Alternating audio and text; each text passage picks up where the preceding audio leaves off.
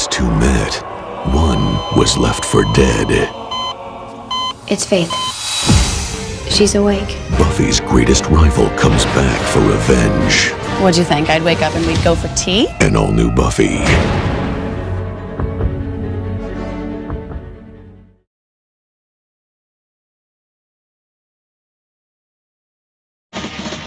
Hello and welcome to this week's edition of Slade, the Buffyverse Revisited. I'm one of your hosts. I'm Vlad the Impaler. I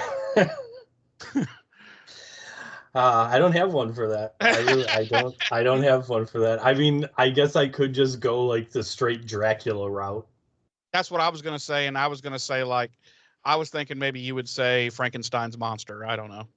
So when you said Vlad the Impaler, I immediately thought Dracula, and then I was like, Van Helsing. Yeah, that would work too. So that would work too. It would have, but I wasn't sure if we were going to go, if we were leaning towards more historically accurate. But fuck that. There's no rules in this podcast. There is no rules. This podcast lives and dies literally by the weather outside. Our whims and desires. Our whims and desires. And I'm your other host, Abraham Van Helsing. Okay. And this week, we will be pimp limping into season 4, episode 15, this year's girl, as opposed to last year's girl. Or next year's girl, even. Right. Oh, and this is a Buffy episode, by the way. I forgot to mention. It is a Buffy episode. But let's talk about the girl from 2 years ago. Let's talk about you, and me. Let's talk about all the good. Oh, sorry. Rolled. Let's talk about the girl 2 years ago. Let's talk about that girl. Okay. Her name was Veronica. Okay. That's all I have. I don't know. Oh, okay. I have no idea where I was going. Nothing. I have nothing. I thought maybe we could riff back and forth for a little bit, but apparently we're not. I don't think my brain is fully working. As you know, prior to recording, we were sitting here chatting, and I was eating a couple of protein bars. It's 9 p.m. 9:09 p.m. my time. A little peek behind the curtain. I have not eaten anything today, so I was like, I better eat some, like, a couple of protein bars, or my brain will just it'll just shut off. Right. And I'll be on like autopilot, just being like, James, just drooling a little bit. Yeah, barely conscious. I fail to see how that would be different than most episodes, though. Well, I mean, you could always go fuck yourself. There's always that. There is always that option, no matter what the situation. There is always that option. That's true.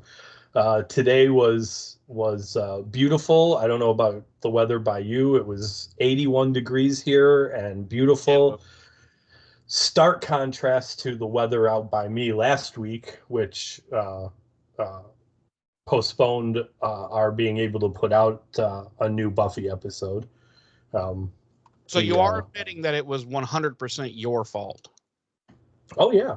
Yeah. Okay. Yeah. I was so ready to record, and you shit all over me. Let's not get crazy. I mean, let's not. I mean, come on now. Come over here. Come on now.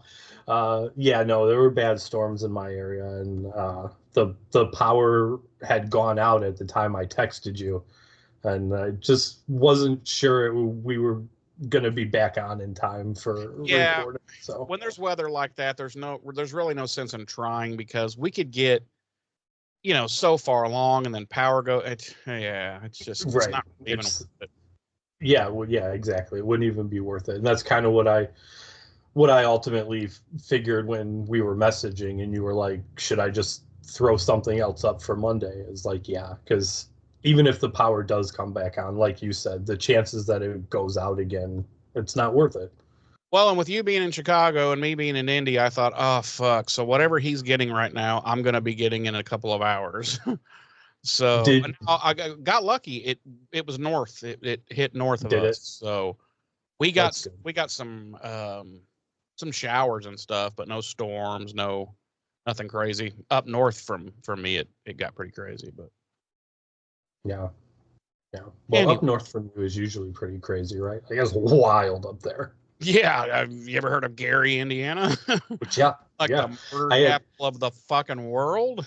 I had the misfortune of driving through Gary, Indiana one Oh, time, and I have too. and and then literally it was mostly abandoned strip clubs. I'm not sure what that was all about, but Yeah, they're now they use those abandoned strip clubs now for just murder dens. just murdered. Okay, Yeah, okay. just murder dens, and some of them are just body storage. Also, Gary, Indiana can't possibly be the murder capital of the world. Fox News says it's Chicago. It's where I live. Oh, yeah. Well, I don't know. It changes every year, but there were several years in a row there where Gary was number one, and because it's spitting distance to Chicago, so really it's Right. they should just call it Chicago East. Well, and honestly, like, we won't get into it, but like statistically speaking, neither Gary nor Chicago are the murder capitals of the world. Like, Yeah, wow, yeah. The murder capital of the world's probably somewhere in the Middle East where we're bringing freedom at the end of a gun. yes, as America tends to do, even America, for itself. fuck yeah. America, fuck yeah. Um. Anyway, that's been political rant with Jeremy and James. Thank you. Do, do, do, do, do, do, do, do, do. That's gonna be I guess we can pull the curtain back on this now, Jeremy. I mean, it's gonna be a little while. We've still got like 5 years worth of Buffyverse to record for. Mostly Angel. Right. We will be done with the Buffyverse approximately 2044 for the next eclipse. Is that just approximate though? That's approximate, yeah. Right. But I'm pretty sure. No, I don't think it's too early to reveal that our next podcast will be strictly a political podcast. Yes, yeah. It'll be done very much McLaughlin Group style. Right. Where there'll be go ahead. I was to say, except that Jeremy and I are both raging leftist liberals. So there will be no counterpoint arguments. It'll just be us explaining what's wrong with the GOP. Right. Yeah, because no one wants to hear from them. So, Right. and most of them share a very small, what's the word I'm looking for? Damaged brain. So they don't make much sense to start with. So yeah, it'll just be two raging liberal leftists talking all things political. And we're both it'll be like NPR, except cool. Right, and angrier. Oh, very angry. very, very angry. Very angry. And we'll be able to do it because we're two heterosexual cis white males. Right.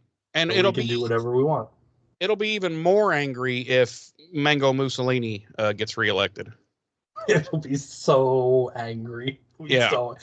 We may have to cancel the remainder of the Buffyverse podcast just to go jump right in and being like, "This is some bullshit." So just prepare for angry Jeremy and James every week. Right. We may go back to dropping two podcasts a week at that point because we're just gonna be so fucking angry. We might be dropping a couple a day, like with the bullshit that goes on when the GOP's in power. Yeah, about every couple of hours we'll have to fire up the old recorder and be like, "Yeah, did you see what the fuck just happened?" Yeah, what the fuck? But, we'll see. Yeah. No, I think we've already made it. I think we've already told that our next podcast is going to be delving into the world of Highlander. Yeah, we have. We've made that abundantly clear. Yeah. So, which will be good.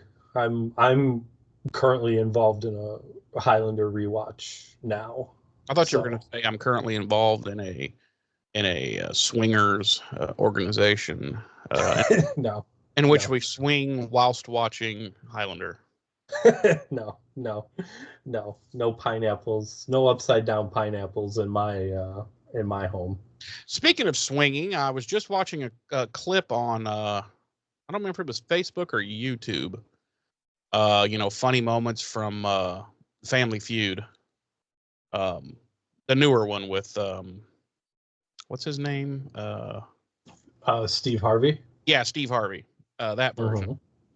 Mm-hmm. And the two people were up at the little thing there where they have to do the answer the question first thing to see which family wins control. And the question was something along the lines of, name something you would do if your husband booked a swingers cruise without asking you first.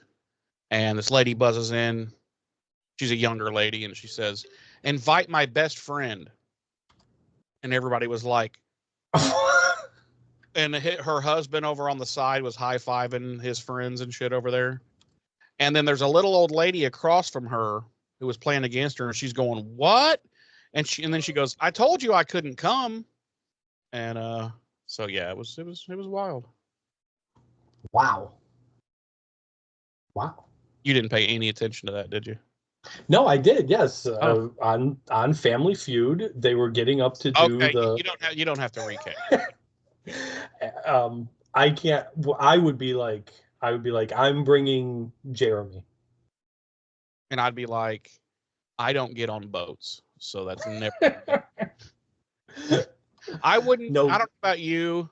I mean, we're going off in the weeds here, but I wouldn't go on a cruise if they paid me.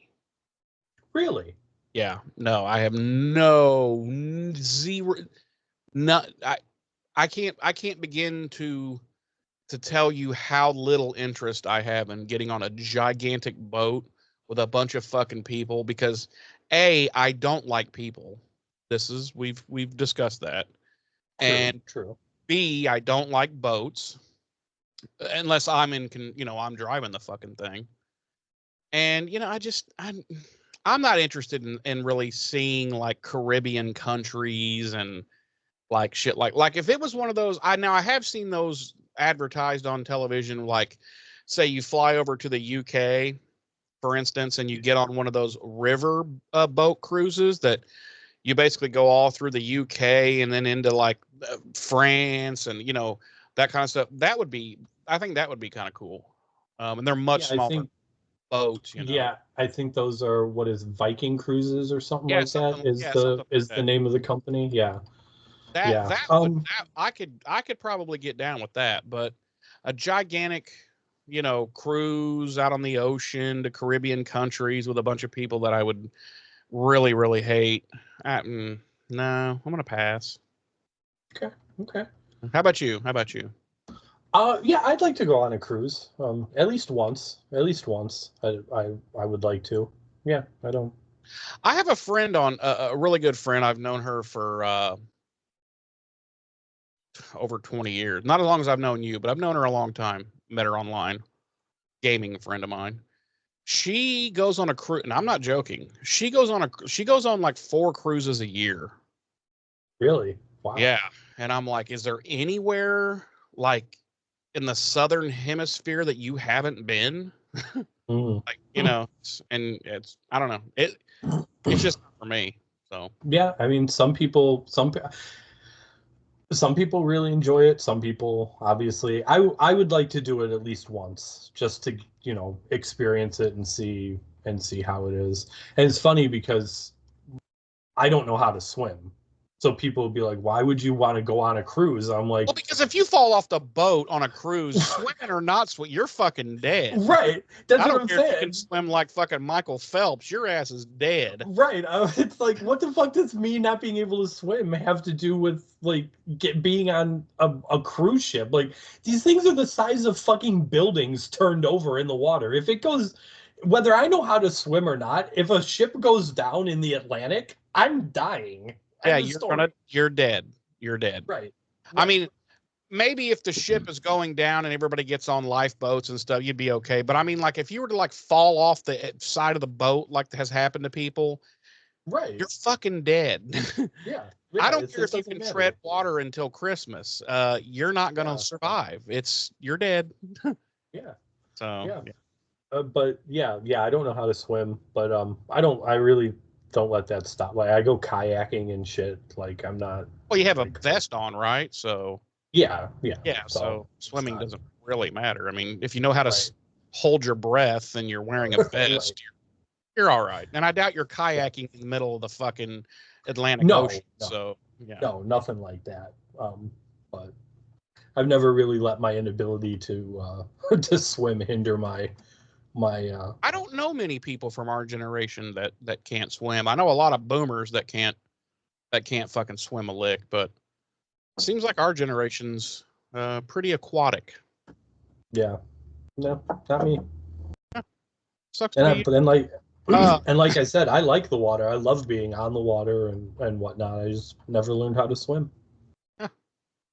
That's weird. So, find that very weird. I find you very weird. You're not the only one, let me tell you. All right. How about if we get into some dates and deets here? Speaking of boats, how about if we steer this one back into Port Buffyverse? I guess if that's really what you want to do. As previously stated, we will be revisiting Buffy the Vampire Slayer Season 4, Episode 15, our 71st episode of the series overall. This Year's Girl. Our episode credit director this week is Michael Gershman, and our credited writer this week is Douglas Petrie. Our original air date was February 22nd, 2000 on the now defunct WB network. Our Nielsen rating for this episode when it originally aired was 3.8 million households, ranking it 88th out of the 132 network primetime shows for the week and second out of the 15 primetime shows airing on the WB for the week. Our regular cast, as always, includes Sarah Michelle Gellar as Buffy, Nicholas Brendan as Xander, Allison Hannigan as Willow, Anthony Stewart Head as Giles, James Marsters as Spike, and Mark Blucas as Riley. Not Bubkus. Do not hold up that sign that says Riley. Oh my God, you did it anyway. Our guest stars this week include, oh my goodness, the return of Mama Joyce Summers. We haven't seen her in ages. Well, Miss Christie. She's been busy. She's been out whoring. Yeah, I mean, we'll just leave it at busy, but yeah, she's definitely been out. Buffy's college got to get paid for somehow. Right, because her ass sure as fuck ain't working. Miss Christine Sutherland is Joyce, Amber Benson is Tara, Leonard Roberts is Forrest, Bailey Chase is Graham, Alistair Duncan is Collins, Harry Groiner as Mayor Wilkins, Eliza Dushku as Faith, Jeff Ricketts as Weatherby, and Kevin Owers as Smith. Was that really Alistair Duncan? That's what the credits say, yeah. You don't know who that is, do you? Refresh my memory. He was almost Duncan MacLeod in the Highlander series. Was he? Number one, yeah, until they met Adrian Paul, and then they hired him. But he was also in the episode... So really, he was almost Connor MacLeod in the Highlander series, because it wasn't until Adrian Paul came on that they decided to create a new character. Fair enough. And he was also in the episode, the 5th season, or was it 4th season? Dramatic License. Was he? He was the immortal that was married to the writer, Sandra Bernhardt's character. Yeah, and then they dueled, and they were using turkey legs and shit.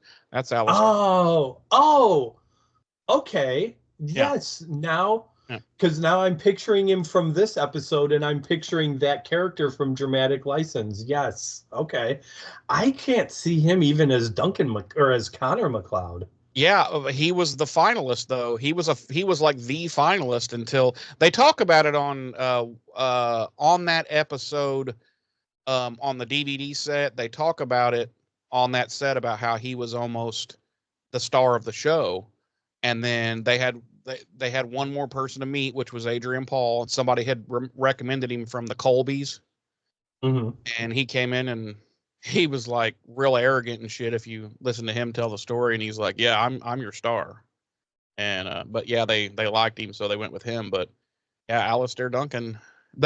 Everybody really liked him, and so they brought him back for that episode. And they didn't want to kill him off, so they made him a good guy. Interesting. A little bit of Highlander trivia for your Buffy the Vampire Slayer podcast. My episode synopsis this week reads: Faith, the outlaw slayer, awakens from her coma and makes a beeline for Buffy's mother's house, hungry for revenge against her rival. Does she, though? I mean, she ends up there. Yeah, she ends up there, but she certainly doesn't make a beeline for it. Anyway, mine reads: Faith awakens from her coma and seeks revenge against Buffy. Which I think is a lot shorter, sweeter, and definitely more accurate. Yeah, I mean, yeah, I wouldn't say mine's not accurate, but it's the ending part kind of is. She definitely did not. Right. It makes it seem like that's a more important part of the episode than what I think it really is. Yeah, because that's the last 7 minutes, 8 something minutes? like that. Yeah. Something like that. Yeah. So we open up with what is quite possibly the longest previously on Buffy we have ever had. Right. Because it goes like previously on Buffy, and it starts with like season 1. Yeah, pretty much. So we recap the Faith storyline. We recap everything that's happened this season up to this point. And then we cut to Buffy and Faith in Buffy's old room, and they are making out. Folding. They are hardcore making out, and then they scissor so hard they go by a Subaru. Wow. Okay. Did they both grow armpit hair? So anyway.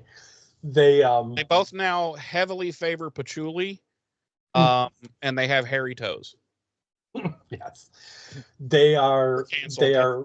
That's the. We're canceled. We're done. We're done. It's over for us. Good night, folks. We might as well just go balls out now. Literally. Whoa! Whoa! You're gonna give us the Batwing? I'm gonna give you the Batwing. No, they're in Buffy's old bedroom at the Summers home, and they are making the bed, folding sheets. And they have a little back and forth. You know, the sheets smell good, don't they? Yeah, like summer. And then Buffy says, I wish I could stay. And Faith's like, you know, you have to go. And Buffy's like, you know, it's just, and Faith cuts her off and says, little sis is coming, I know. And Buffy says, so much to do before she gets here. And they both come around to the end of the bed, and Buffy's like, you know, I really have to get going. And Faith's like, don't let me keep you. And then we see that there is blood dripping onto the freshly made bed. And we see that it is coming from Faith. And she has the knife that the mayor gave her stuck into her gut. And Buffy is holding it. And Buffy pulls it out, and Faith flinches, and we cut to a hospital room, and the hospital monitor beeps, showing Faith's heart rate, and then we see Faith laying in the hospital bed, still in a coma, and the room lights up with a dramatic lightning strike, and that is our cold open. That is our cold open. James, before I hop to the next scene and continue, I've got a question. It's very chauvinistic and inappropriate, but I'm going to ask it anyway. Wow. Okay. Yeah. Buffy and Faith. Which one do you find like hotter? I can't answer that question. See, I would answer it, but I can't because I can't choose between them. I love them both dearly.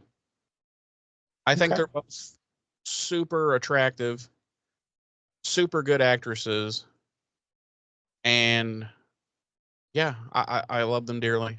I just wanted to share that. Okay. Well, I appreciate your thoughts on the matter. Okay. I don't really have an opinion about it, one way or the other. So. All right. You can tell me after we stop recording. Anyway, we cut to Xander's basement. Yeah. Wait, I didn't write down. They were in his basement, right? Or were they at Giles? No, they're at Giles. Where were they? I didn't write it down. Yes, they're in his basement. Yes. Okay. Yeah.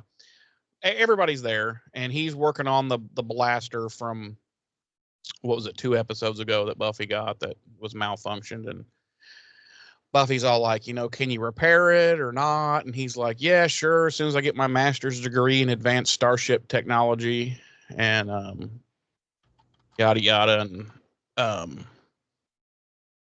everybody's there, like I said. Willow, Giles, like Anya's there. Yeah, everybody's there then. Buffy and Giles are talking, and Giles is kind of concerned because Buffy's been patrolling like nonstop for days, trying to find Adam. And she's also worried about Riley, and she's like, we gotta do something. We gotta get him out of there, something. Around that time, Xander fucking shocks the shit out of himself with that blaster he's trying to fit. I mean, like, this is a straight up like grabbing a 220 for anybody that's knows electricity. Like, he's like, and nobody even looks at this motherfucker. They don't break their conversation. They're just like, fuck it, it's Xander. If he's, and because when it finally stops, he like turns around and looks at them all like, and no one's even cares. No one gives 2 fucks. Right. And I'm like, nice.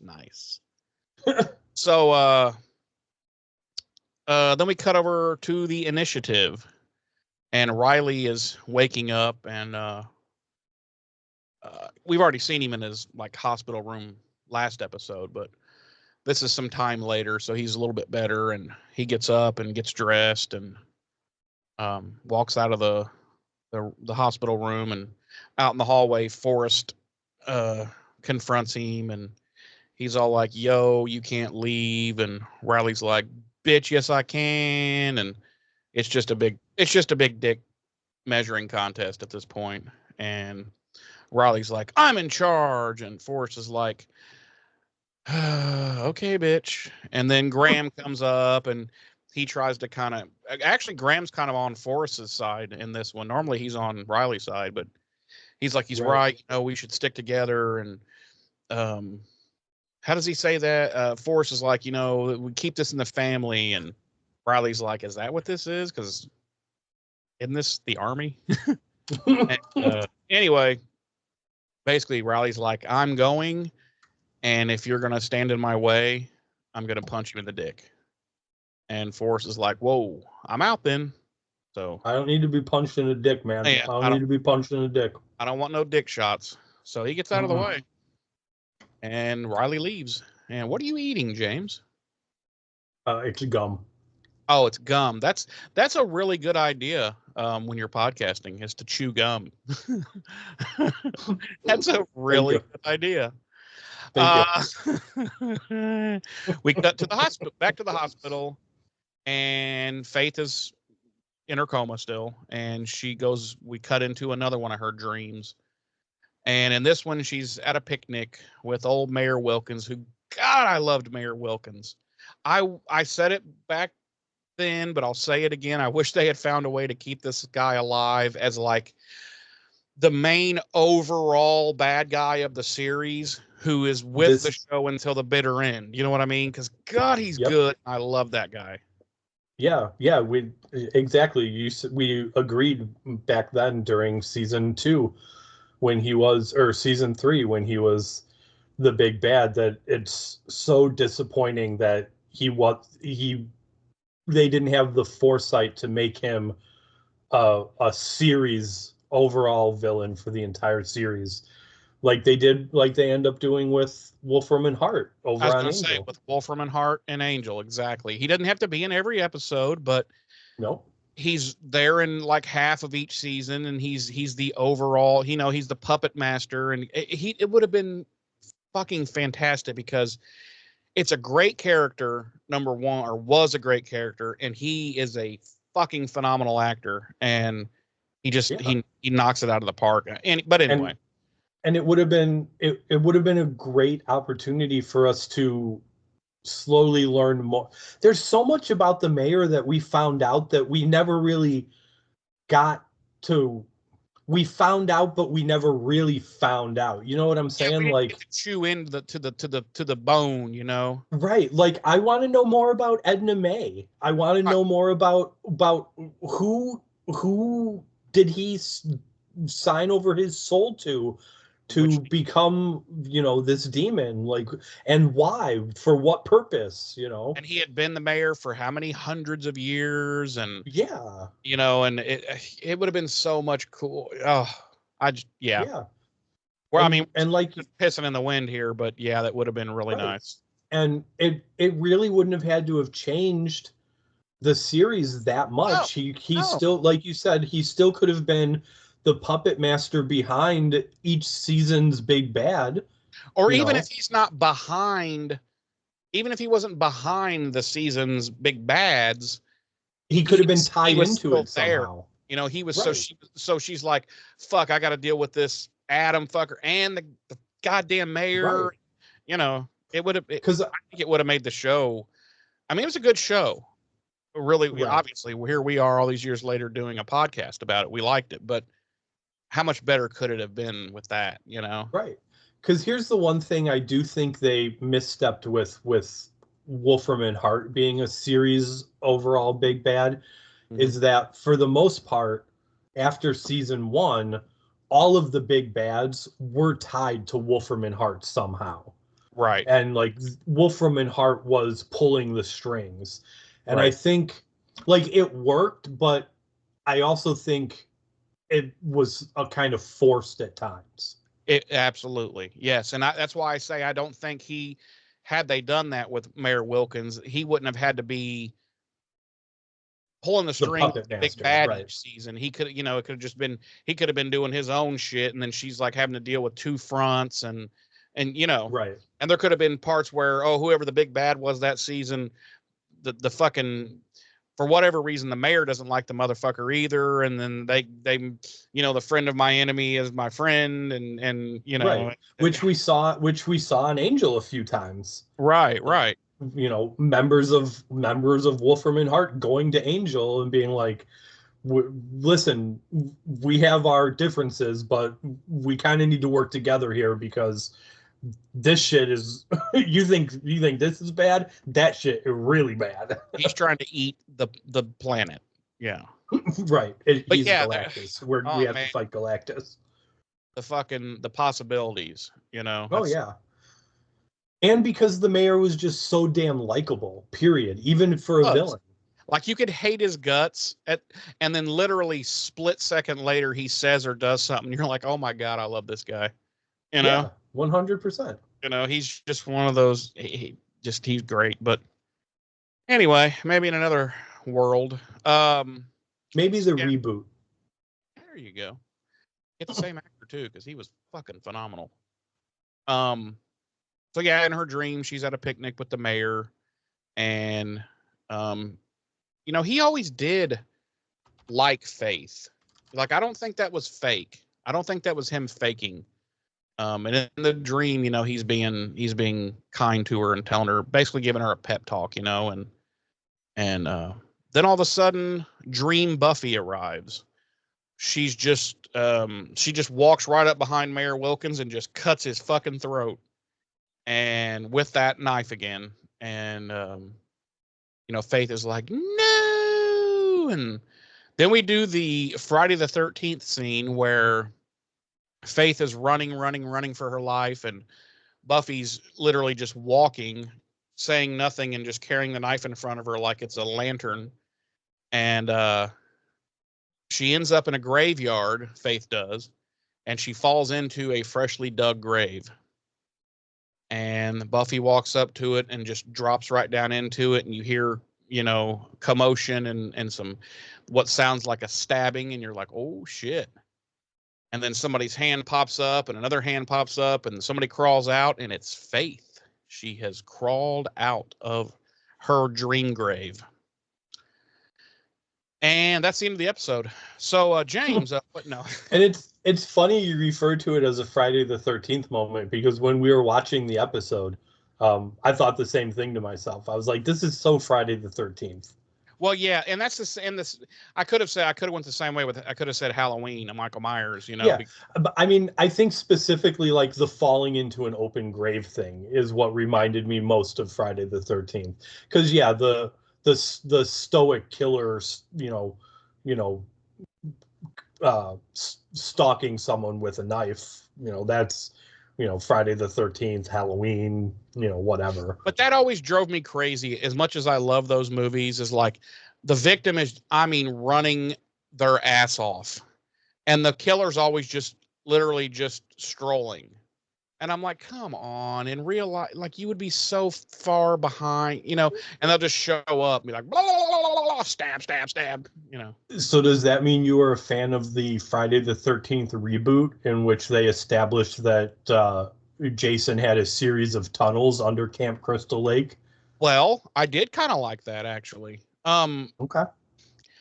At least they didn't show him just walking like a bumbling moron all the time, behind right her, and then just show up and be like, and yeah. It always drove me crazy. Same thing with Michael Myers. He did the same thing.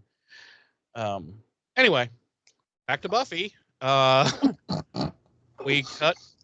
Do you ever feel like we should be doing a podcast on anything but Buffy? And just bring Buffy into it when we think of it? Like, bring her in, bring the show into like everything we talk about? Yes. Yeah, somehow. So we cut, and she's now patrolling, and it's her, Willow, and Xander. And they come upon this demon who's been strung up in a tree and like disemboweled and fucking skinned alive. It kind of looks like one of those Predator scenes from the Predator. And it does. And for some reason, Xander immediately starts masturbating while looking at this. It was very disturbing. Buffy and Willow were like, what the fuck? And he's like, I'm into this, okay? And he's just concentrating. It's so weird. Yeah. I was like, how did they get away with this on a primetime teen drama? Yeah, they're showing full frontal and masturbation, like self-stimulation. Yeah. It's crazy. I'm like, this is nuts. They just let Joss Whedon do anything. Yeah, son of a bitch. We cut back to Xander's, and Buffy is now explaining her plan, the plan she's come up with to get Riley out of the initiative, which involves basically, the plan is basically I go in there and fight a whole bunch of army dudes who all have guns, and I won't have a gun, but I'll win because I have powers. Okay.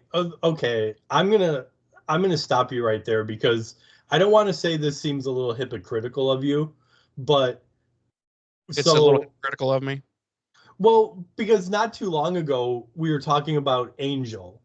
I forget what episode it was, and something happened, and Angel was basically like, "Fuck it." The plan is I'm gonna go in and I'm gonna beat up everybody, and and hit people in the face until right, something like yeah. right, and you were all like, "Rah rah, yes, I love it. I love it when they do these kind of plans and stuff." And now here's Buffy, like basically with the same plan, and you're like, "No, no, no, no, no, no." Well, okay, I would say there's two big key differences. A, Buffy's not a fucking vampire. If Buffy gets shot up, she's gonna fucking die. Okay. Okay. B, she's going into a fucking highly secured army base that is full of army dudes and lots of guns. Whereas Angel was going into a place with, I don't remember what, did they even have guns? Because these were demon people from another dimension. I don't even think they had guns. Yeah, so yeah, if she had been like, I'm gonna stealth in and take motherfuckers out when they ain't look, I don't know. But I'm just gonna go in and okay. You're not bulletproof like a vampire. Okay, I'll award you this one. Okay. You'll allow it? Okay. I'll allow it. Yep. Okay.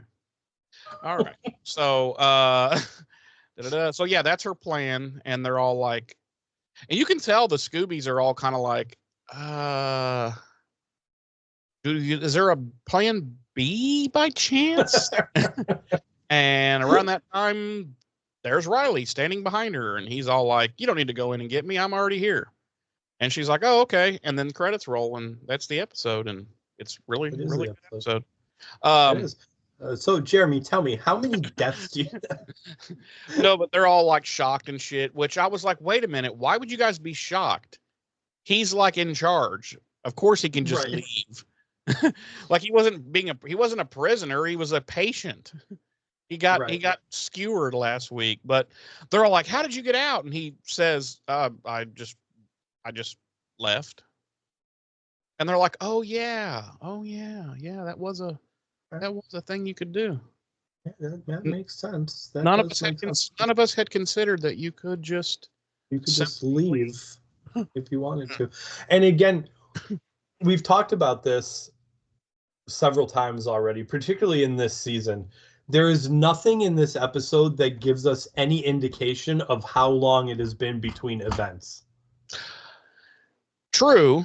The only thing that gave me any indication of time lapse here, and it's not anything specific, but it's like he was super fucked up at the end of last episode, and now he's only kind of fucked up. Yeah, now he's clearly still sore, and it's clearly not healed, and he can't be out, karate fighting anybody. So I would, I'm just gonna, I don't know, few weeks maybe. I would think a skewering would take a good several months, but I don't think that much time has passed.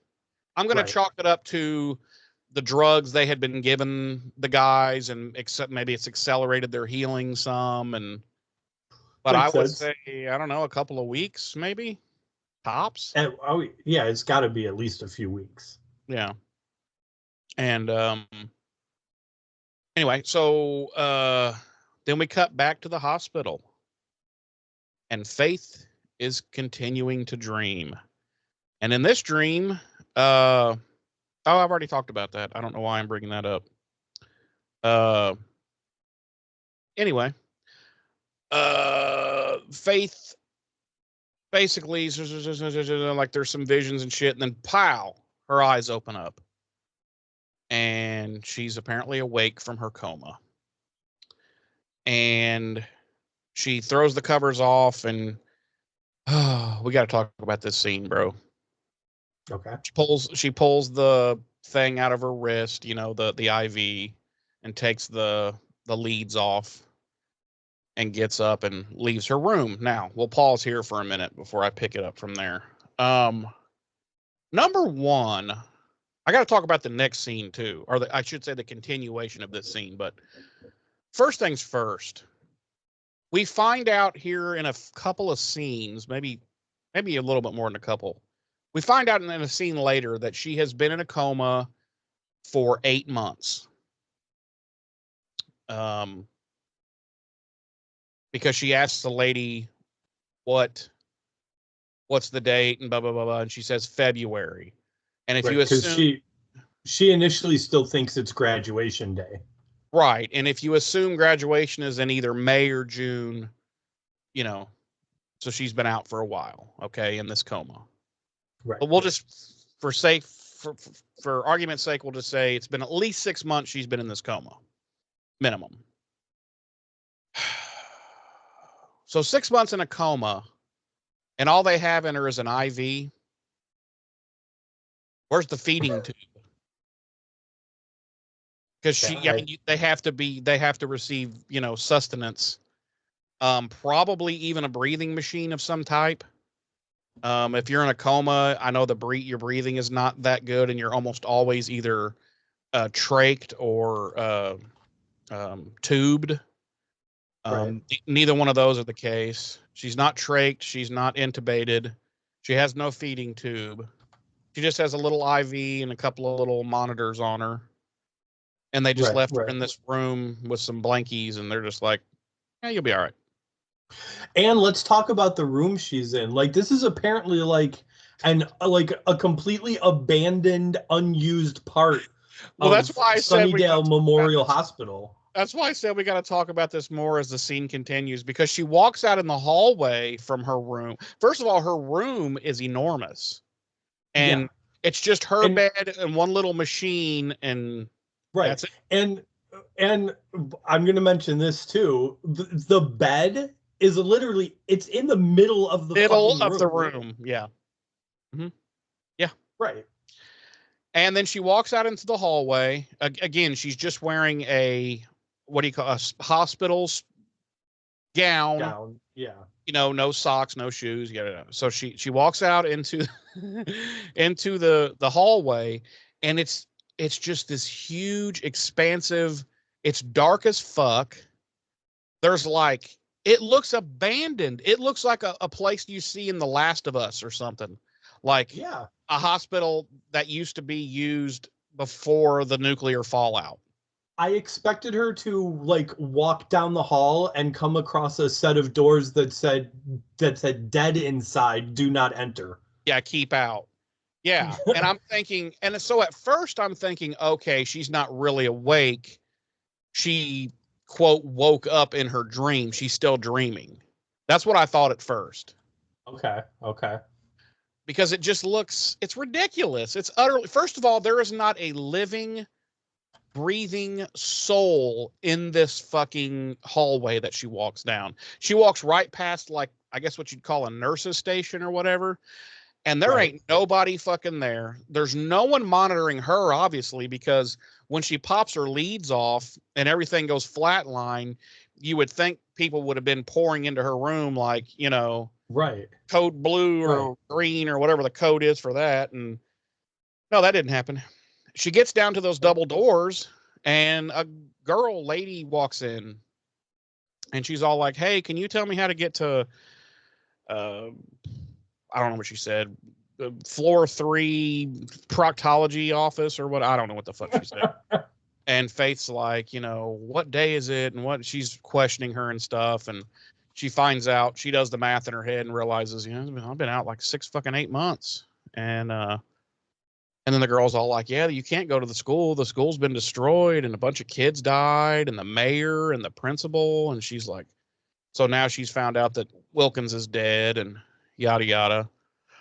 And then we cut to the outside of the hospital, and Faith walks out the front door wearing that girl's clothes.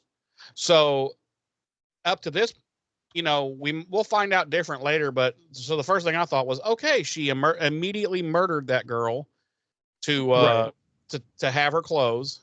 There was no possible other way she could have gotten clothes in an enormous hospital. She needed to murder this lady to get her clothes. So, obviously, I mean, it makes sense. Do you not regularly murder people to get clothes that you would otherwise have easy access to?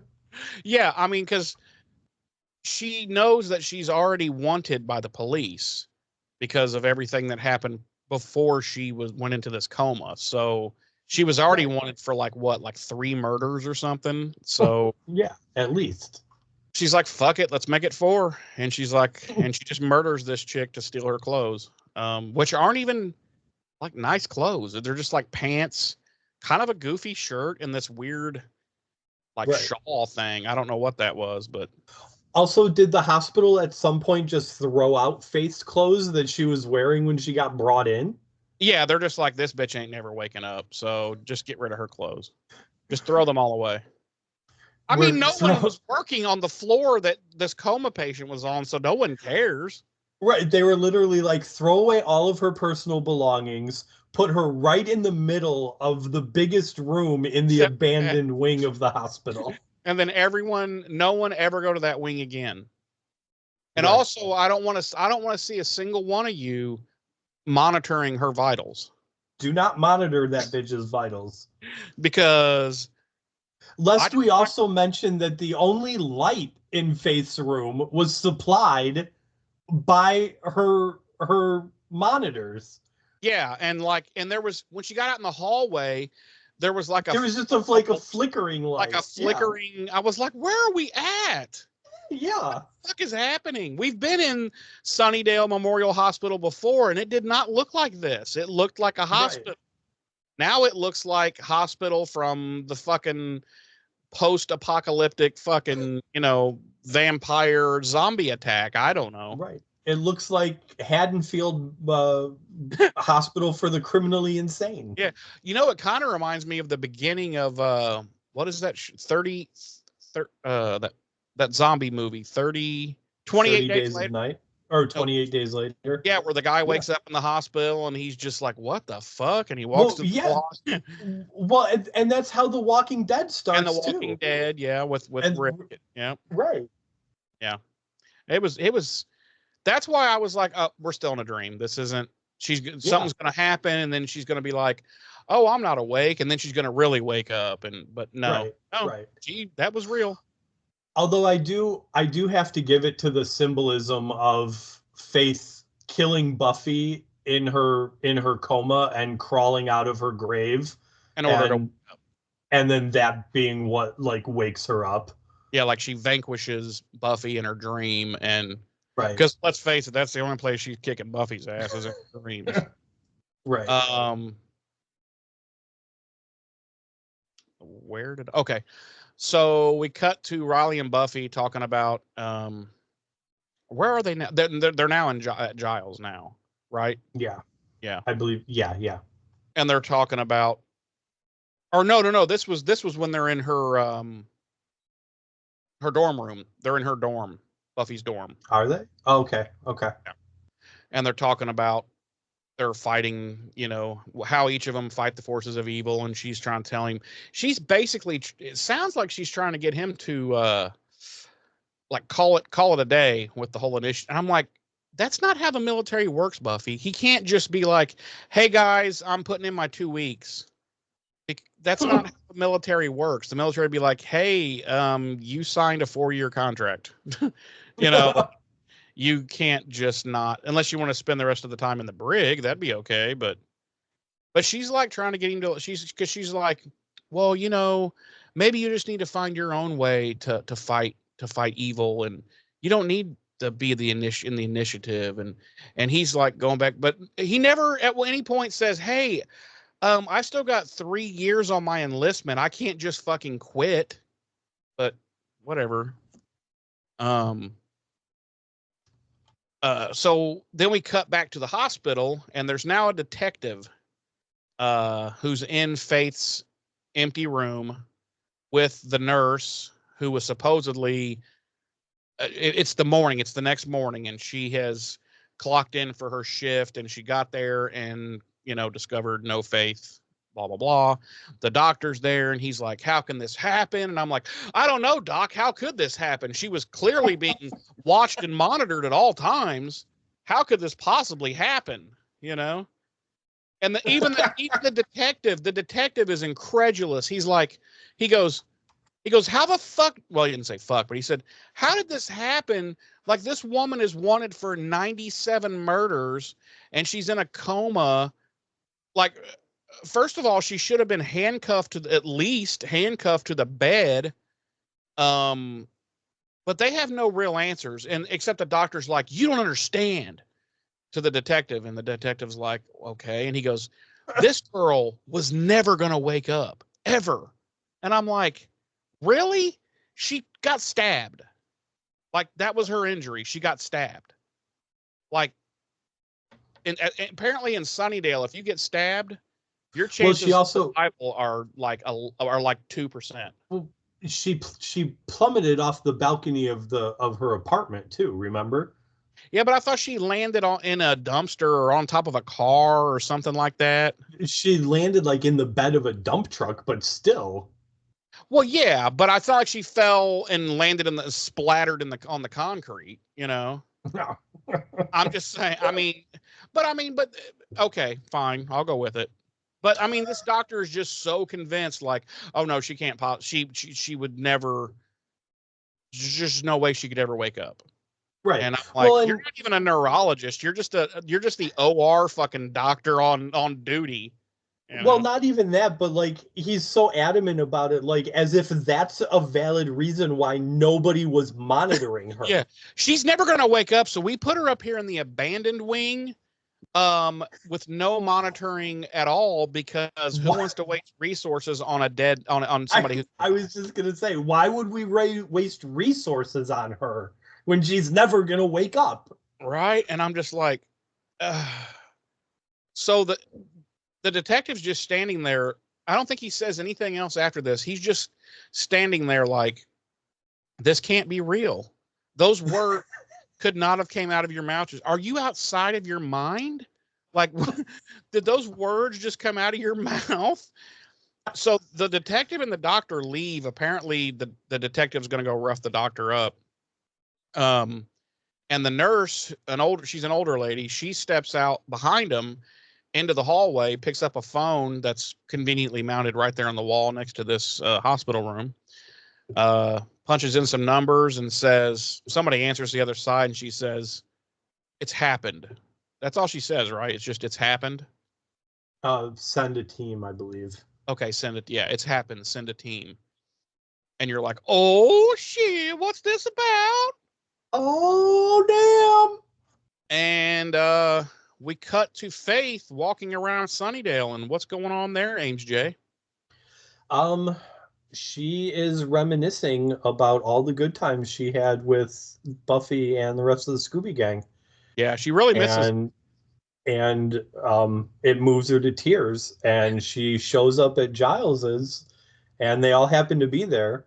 And she knocks on the door, and they open it. And of course, right away they're like, "Oh my God, you're evil!" And she's like, but she's sobbing, and she's like, "I'm so sorry for everything I've done."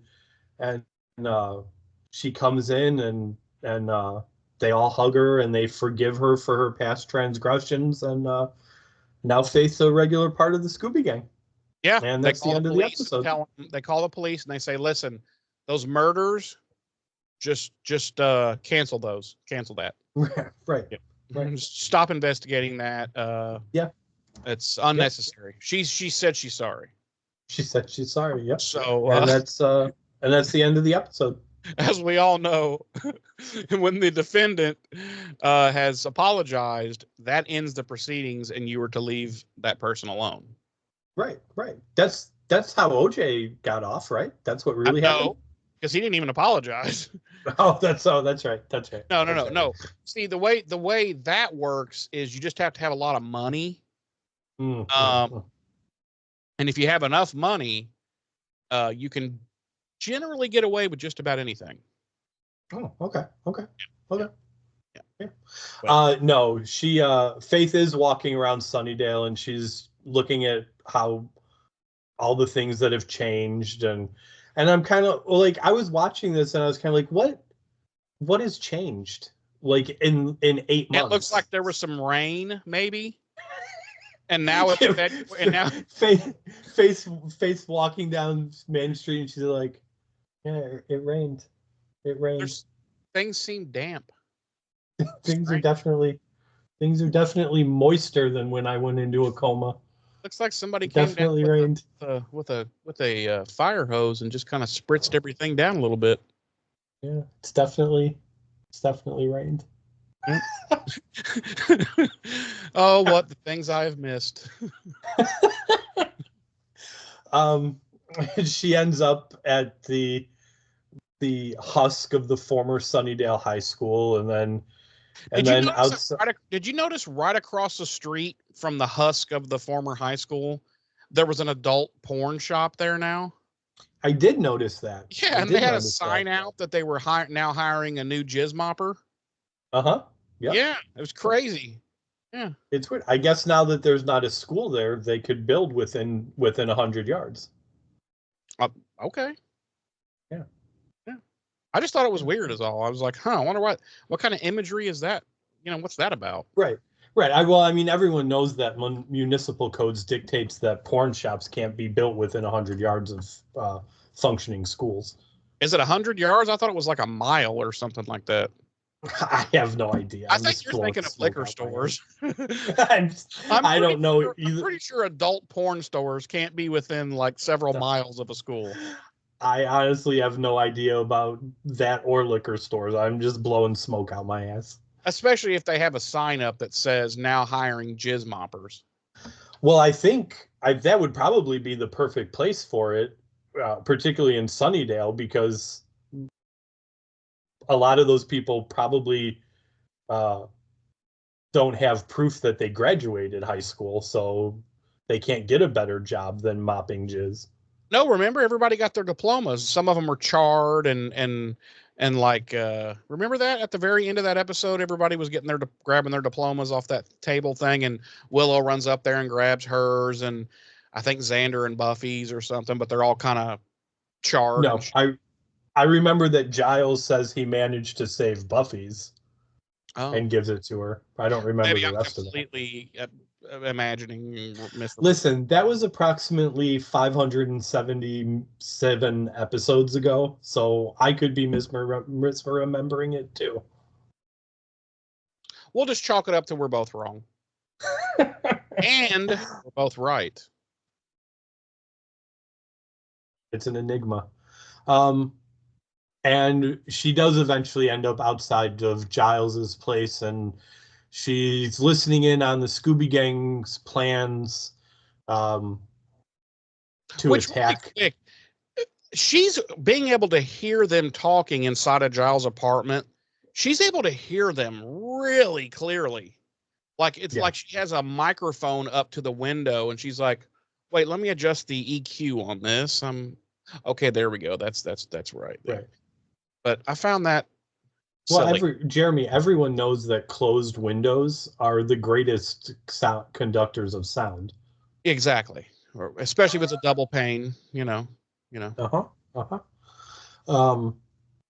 And she's listening in on their plans to find Adam. And then the phone rings, and they are informed that Faith has woken up and is out and about on the loose. Can you please? Okay, we have to pause here because I legitimately do not know the answer to this, and I've been waiting to record this to ask you. Who the fuck called her? I presumed it was the council. Oh, okay. I never thought about that. But the person I was watching it with pointed out that it doesn't seem like the council would do that. Like, especially since she quit the council. Right. Like Giles is fired, and whoever called Giles's place is specifically looking for Buffy. That's what I'm saying. Like, who the fuck? Because we never get an answer to this. Right. Because I watched closely the rest of the episode, like, okay, they're gonna tell us who it was that called her. Because even Giles is like, when she hangs up, he's like, who the fuck was that? How the fuck did they know you were here? But she gets no, she's just like, well, Faith's awake, Right. So my two working theories are the council. Okay. And then the other more likely one is maybe the police. I don't know why they would like. Okay, this killer just woke up. I mean, remember that girl she had it out with? We should call her and let her know. Like, I don't know. Yeah. Whatever. I mean, you could be exactly right, but it bugged the shit out of me because I hate when they do things like this and they don't pay it off by the end of the episode. You know what I mean? It's right. Right. But I mean, it had to have been one of those two groups, either the council or the police. And I would say more likely than not the police, because the council could give two fucks. See, I would lean more towards the council, because not that they give two fucks necessarily about Buffy, but the fact that they know that this is a rogue slayer and the only person that's going to be able to stop her would be another slayer. Right. They could have reached out as Buffy's like their best bet. Right. Like, hey, we really don't care for you, but heads up, Faith is awake and she's on her way to kick you in the fucking cervix. So. Right. So she informs the rest of them that Faith is on the loose, and they start to talk about how they're going to deal with her, and kind of decide that they're going to have to see how she is first. Like, is she at full health? Is she still fucked up and whatnot? And then Riley asks the most important question: who's Faith? No, what he should have said was, who the fuck was that on the phone? Like, even Xander, like that normally would have been a Xander line, like, hey Buff, who knew you were here? Who the fuck called you? You know, and she could have been like, oh, it was the council. And then it would have took 2 seconds. Yeah. Sorry. I keep harping on it, but it's always the little things that make me the most fucking crazy. It really is. It's never anything huge. It's always like something minor, but I'm like, oh, I can't let it go. I'm weird. So we cut back to campus, UC Sunnydale, and Buffy's telling Willow that she gave Riley the Cliff's Notes version of her and Faith's history, and says that she mostly left out the parts involving Angel. And then they talk about how they're going to find Faith, only to find out that Faith has already found them and is waiting for them. I also don't understand why it was so, or maybe it wasn't a big deal, but it seemed like a big deal that she keep the parts about Angel out of it. Like, why couldn't she just be like, well, there was this man I was with and we were madly in love and she fucking you tried to kill him and, you know, blah, blah, blah, blah. Like, why? You know what I'm saying? Like, she didn't have to say, oh, and also he was a vampire. because as we know from because of the Buffy and Angel relationship, Buffy doesn't actually like to talk about things. No. And everyone in this show likes to lie. Constantly. Right. Like, nobody likes to talk about things that could be easily resolved by fucking talking about things. With like 3, maybe 5 sentences tops. Right. You know, but everybody likes to compound their problems in this show with more lies. Right. They're like, well, we'll fix it later. Right. Yeah. So Buffy and Faith start talking about everything that's happened since Faith went into a coma, or Buffy put Faith in a coma, I should say. And Buffy, of course, tries to persuade Faith to turn herself in, and Faith refuses, and they start to fight. They have a karate fight, as you would say. At which point the cops arrive and Faith runs. Not before, which I thought was pretty awesome personally, but Willow gets a couple licks in. Well, first Willow's going to sneak up behind her before they start fighting and like whack her in the head or something. And Faith is like, try it red and you lose your arm. And Willow's like, damn it. But then when they're fighting, she does whack her a good one. But no, the part I was going to say that I liked was as Faith's running away, the cop car pulls up and the 2 cops get out. The first one, she just like fucking like Goldberg spears the first one and knocks him like out of his fucking skin. And then then she jumps on the hood of the cop car and just fucking soccer kicks the second one right in the fucking face and KOs him. And I'm like, well, they're both dead. Yeah, they're both dead. Like the one at very least now has got whiplash so bad that his neck is broken. Right. The guy she speared, his spine is shattered. Right. And the guy she soccer kicked in the head, his neck is snapped easily. Yeah, at the very least, he has a severe hematoma on his brain that's bleeding, and so he'll be let's just say he'll be eating oatmeal the rest of his life. Right. So she just murdered 2 cops. Yep. But I don't know, it was the imagery. I just thought it was funny. I was like, well, there's 2 more murders. Cops trying to do their job, and they just, just keep racking them up there, Faith. Yep. So then we cut to the gang all looking for Faith. Wait, time out. One other thing I wanted to bring up. She takes out the 2 cops. She keeps running. She jumps over that brick wall. Buffy's right behind her. Buffy jumps up on the wall and looks over, and there's this huge area and nothing, right? And I'm like, how did she like, it's just this huge field, and I'm like, how did she hide that quickly? Well, in my mind, I like to think she was just crouching down behind right underneath Buffy, but Buffy's just too busy looking out there, and she's like, she got away. And Faith is just crouched down like all bunched up, looking up like, yeah, she don't see me. yeah. So then we cut to the gang all looking for Faith, and we see that Willow's brought Tara along to help her look for Faith, and Xander and Giles. Are they gonna do a spell or something, or? Right. Xander and Giles are roaming the streets looking for Faith or Adam, but instead they find Spike. And what happens, Jeremy? I'm going to let you take this scene because I'm sure you absolutely love this scene. Boy, did I ever.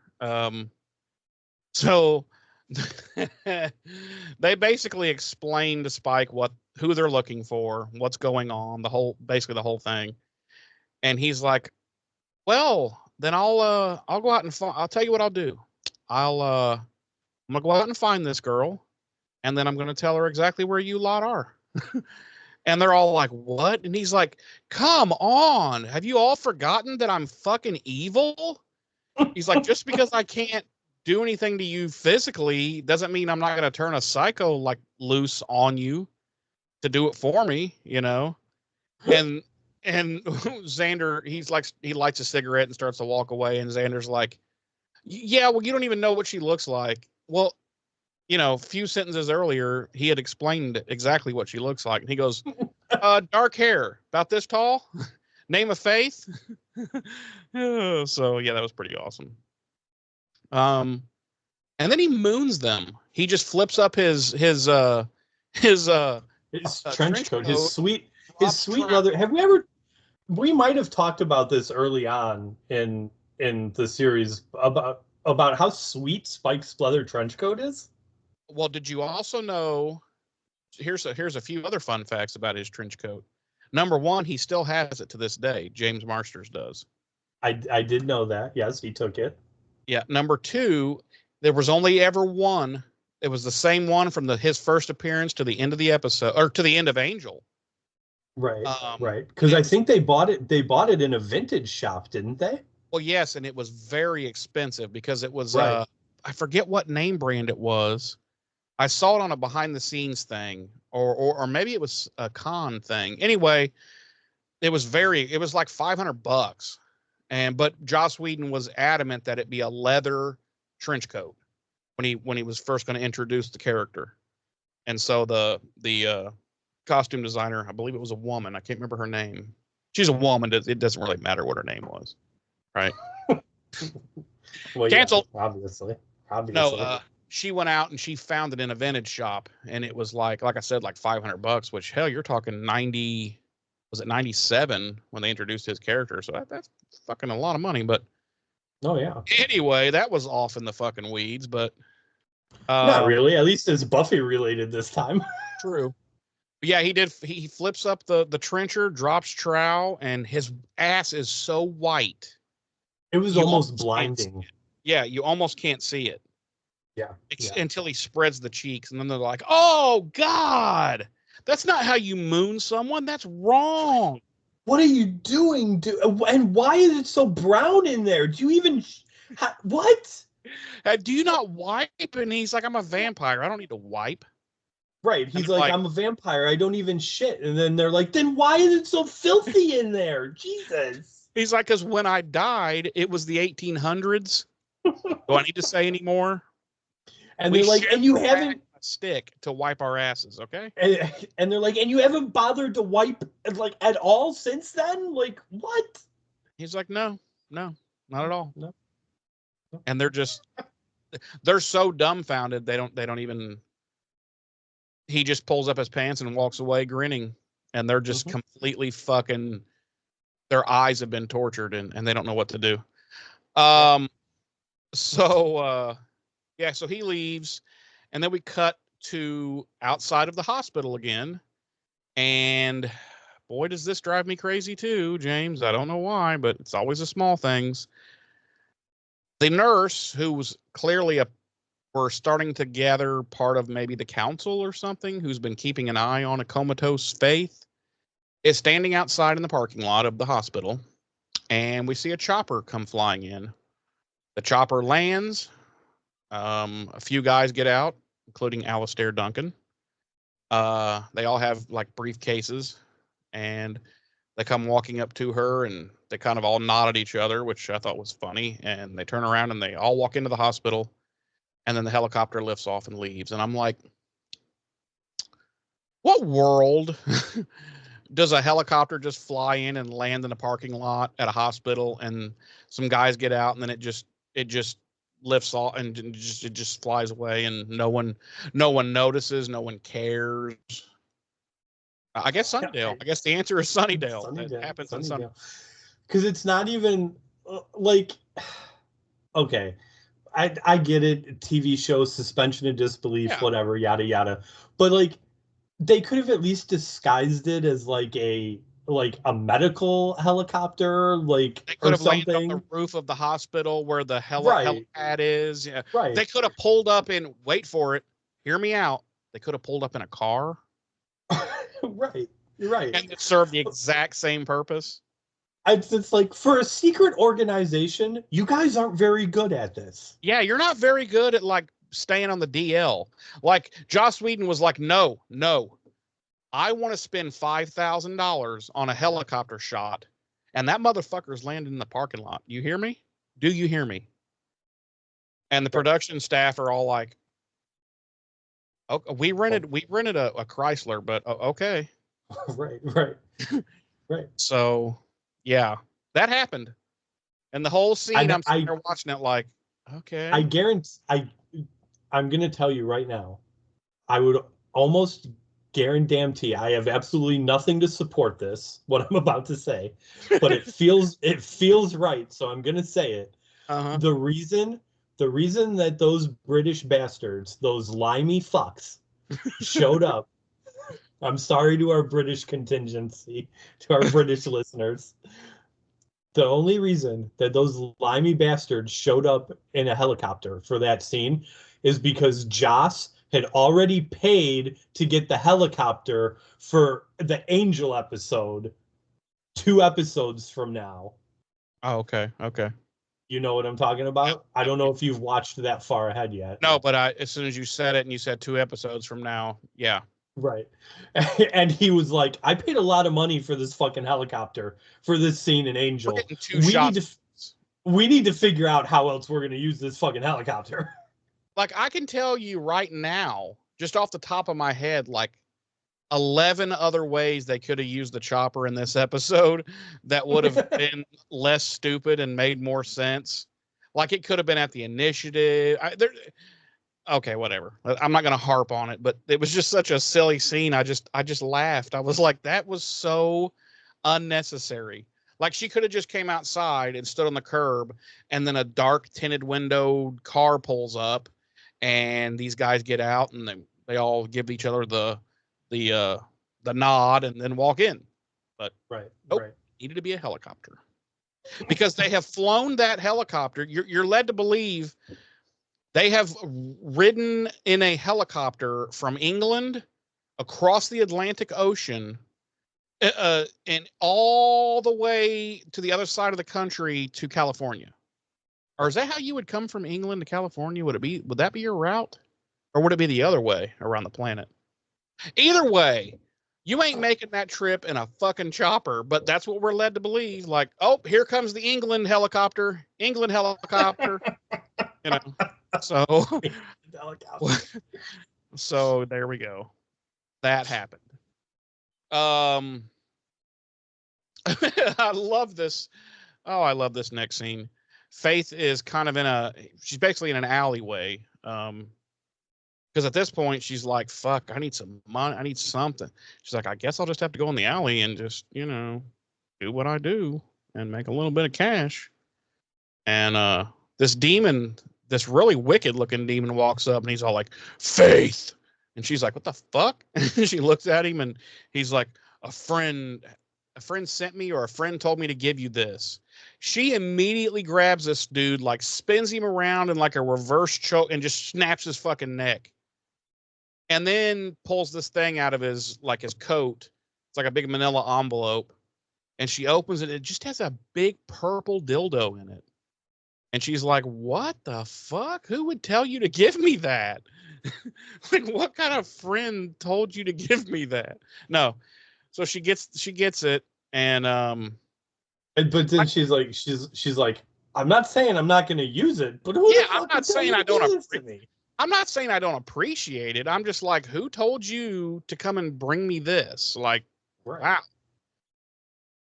But no, I just thought it was hilarious how he said, a friend told me to give you this. And she just immediately grabs him and murders him. Just murders him. Yeah. Yeah. Like he could have been a perfectly harmless, just courier demon.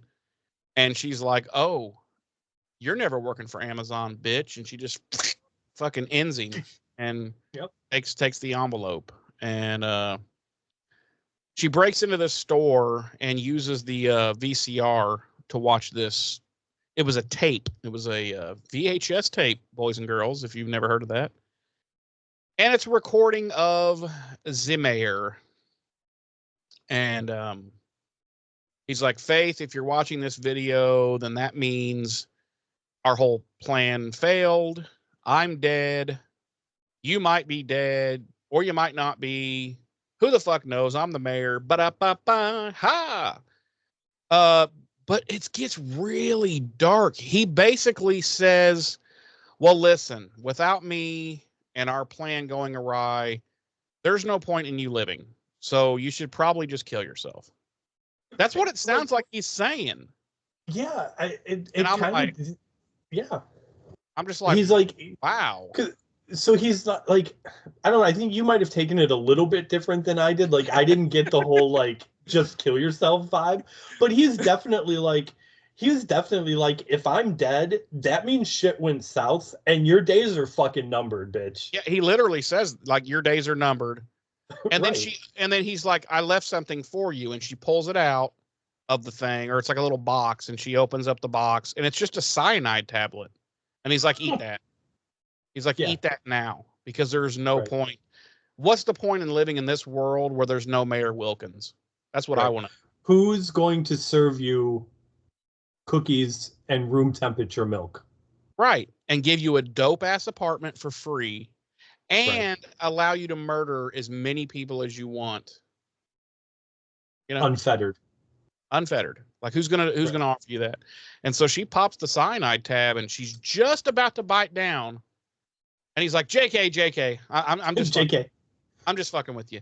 I actually did leave you. And she pulls this thing out of the box, and it's this funky looking little, like it's got rings on it and it would like fit on your hand. And she's like, what is this? And apparently he's going to explain it. He's like, well, I think you should go out with a bang. And you're like, oh, it's an IED. That's fucking, wow. Okay.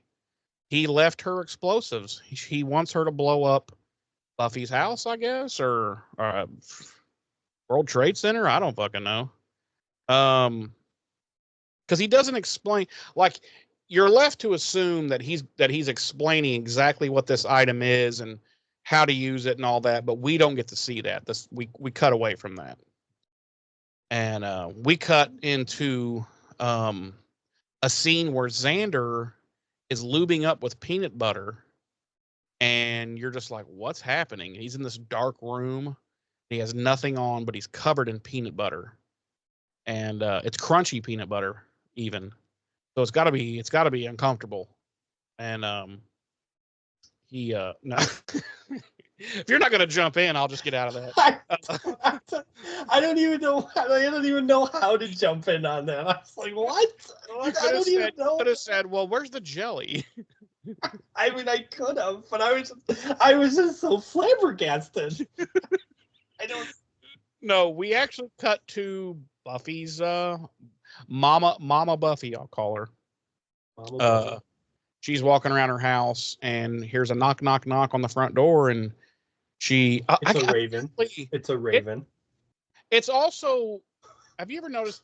This is all TV shows. No one ever looks like outside to see who it is before they open the door, like ever. You know why that is? You know why that is? Especially like back then, because millennials weren't answering doors yet. A millennial would never just answer the door without looking. Well, neither would a Gen Xer. We would never fucking open the door without looking, ever. Since I've been here a year where I'm at now, 3 times people have come and knocked on my door. Guess how many times I've answered it? 3. None. Oh, I'm sorry, none. None. Yeah. Not only that, but the door at Buffy's mom's house has 3 panes of glass, like almost eye level. Like you could almost not open the door without seeing who's out there. Right. But she manages to open the door without, and guess, especially, how many times has this bitch been attacked now by bad guys? Right. And she now knows what the real world is, that her daughter's a slayer. You know, you'd think she would be a little more proactive in her own, protection. Her own protection. But she also immediately opens the door as fast as she can. She's like, hello, is this danger? And, hello, is this danger? Is this danger? Because I'm Joyce and I'm ready for it. Also, like, and I realize we're about to kind of like jump the shark.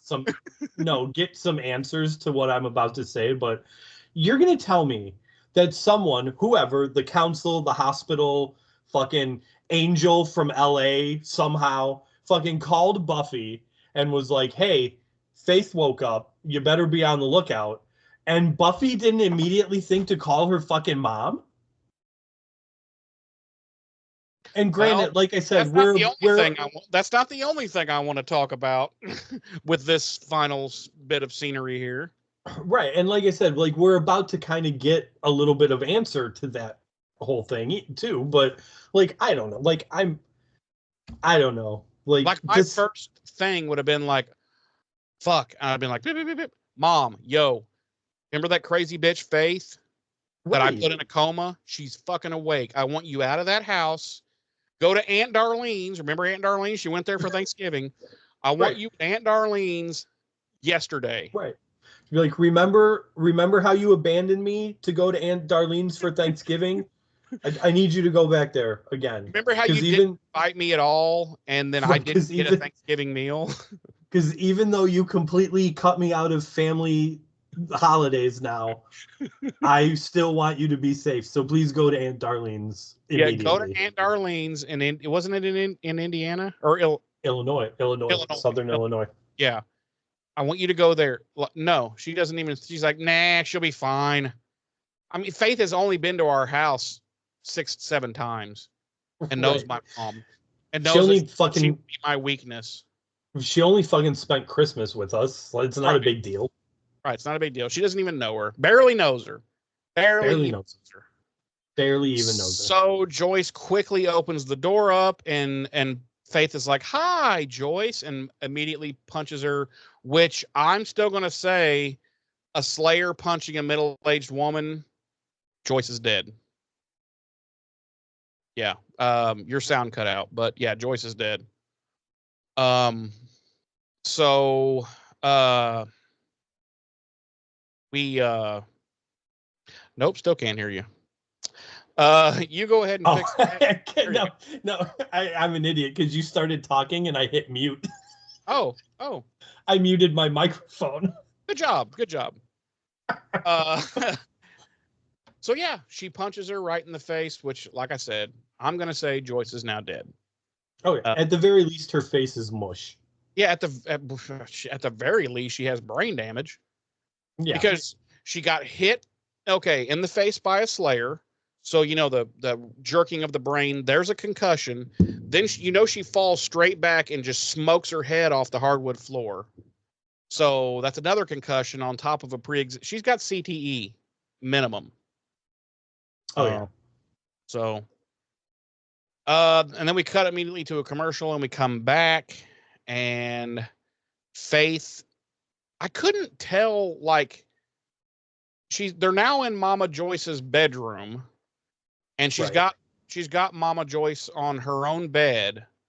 I couldn't tell, did she ever tied up, or was Mama Joyce just sitting there? No, I think her hands were secured behind her back somehow. Okay. All right. I think. I couldn't tell. I was like, why don't you just get up and run and slam the door behind you? And like, she's a slayer, but one of their powers isn't like being fast. Like, they're just normal fat. Like, just outrun the bitch, fly out your front door, scream to the neighbors, But anyway, she doesn't. She sits there and listens while Faith expounds upon her evil plan and yada yada, and tells her how shitty of a daughter Buffy is for not warning her, and yada yada yada. And at some point, it's awesome because Joyce is like, "Are you gonna slit my throat anytime soon?" She's just tired of hearing Faith rattle on. And she grabs the knife, and it looks like she's gonna finally off old Joyce. And at that time, Buffy comes. They're on the second floor, but apparently Buffy's able to fly, and she flies up and flies in through the window and tackles Faith. And then we have a huge karate fight that goes on throughout the entire house, downstairs, and they are destroying everything. Doors, fucking tables, like shit is getting destroyed. Like, Joyce is like, fuck, I don't make that much money. I have a shitty art gallery that nobody ever comes to. Like, how am I going to replace all this stuff? And right. You couldn't have just come through the front door like a normal fucking person? Yeah. And she takes the opportunity, though, to call the cops. Joyce does, while they're having a karate fight. And I think something that's a little important to mention here is that in the lead up, and maybe you did and I zoned out. Wow. Is that in the lead up to Buffy crashing through the window and them fighting, Faith is really like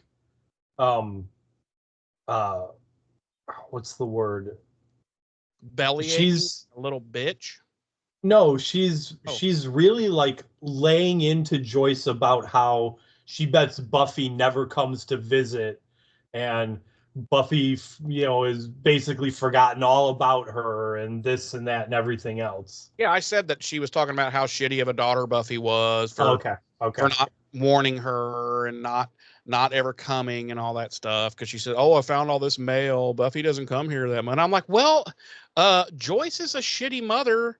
Right? She leaves her at the holidays to fend for herself, and so you know what? Buffy's like, fuck it, I don't really like that bitch anymore. Like, that's why I don't go around. She doesn't even invite me to Thanksgiving. Right. So, she left me. She fucking left me for things. Like, she's not that good of a mother, okay? I cannot get over that. Like, what? I know. Like, come on. I know. Even if they had just had just a brief snippet of dialogue where Buffy was like, "Yeah, Mom went to Aunt Darlene's for Thanksgiving, but I didn't really feel like going," or Yeah, I don't something like. like Yeah, that. she could have been like, I don't like Aunt Darlene. Aunt Darlene used to diddle me when I was little, and I don't. Um, No, really, she could have just been like, yeah, I didn't want to go all the way to Illinois, and I just decided right, to stay here. And Mom was really kind of sad that this was going to be our first right, Thanksgiving that we weren't together. But no, they were just like, Mom went to Aunt Darlene's for Thanksgiving and told me to fuck off. right. So you're just left like, well, as I have said, as we have been saying since season 1, Joyce is a shitty mother. Joyce is not a good mother. No, not at all. We cut to mid-fight there. We cut to Giles's place, and he comes walking in his front door, clicks on the lamp, and who is sitting there but these guys that we saw come in the helicopter, the England helicopter earlier. The England helicopter, the express helicopter from England to From England. Sunnydale. It's the England. What was that? What? Damn it! I'm drawing a blank. What was that plane called that was really fast that could do the Atlantic trip in like an hour? I went and saw it when I was a kid. Was it The Concorde? something? The Concorde. Yes, the Concorde. Yes. So they're on the Concorde helicopter. It's able to do Mach 11 with very little fuel, surprisingly, because there's nowhere to land in the middle of the Atlantic Ocean to refuel. No. It runs on a Mr. Fusion. Right. So they just had to put a bunch of garbage and banana peels, used tampons and stuff in there, and it runs just fine. Yeah. Yeah. And we know the council has a bunch of used tampons because they're all little bitches. Oh! So the guy clicks on the lamp and he says, "Hello, Rupert." And Giles looks at him like, "You son of a bitch." And then we cut back to the fight. And they continue doing more destruction of poor Joyce's house. Then all of a sudden, Faith grabs that gizmo that she had gotten from the mayor, and she puts it on her hand, and she grabs Buffy's hand like in a give me 5 or whatever. And you see this flash of light between the two of them. And then they look at each other, and then Buffy is like, whack, and smokes Faith, and Faith is KO'd on the ground. And Joyce is all like, "Are you okay?" And Buffy's like, "Getting better by the moment." And then she's like, "No, but are you really okay?" And she's like, Buffy goes, 5 by 5. And credits. What could have happened? Dun dun dun. Okay, it's too much. That was a little bit much. A little bit. Jeremy. Yes, sir. Would you like to tell us? Nope. Us being me and our lovely audience. Okay. How many? What our body count is this week? What do you think? Ooh. Confirmed deaths, I'm gonna say I think there was 2. 2, very good. Yes, our unidentified demon eviscerated by Adam, and the courier demon killed by Faith. Although I still say the 2 cops were at the very least lifetime hospitalization. Oh yeah, they're paralyzed. One from the waist down, and the other one's full on quadriplegic. Yeah, from the neck down. Yeah. Yeah, he's straight Christopher Reeve. Yeah. Right, just buzzing around. We're going in a wheelchair. I mean, we are so going to hell. Yeah. Our music this week: Christoph Beck with "From the Grave," as well as our original score, as always. Jeremy.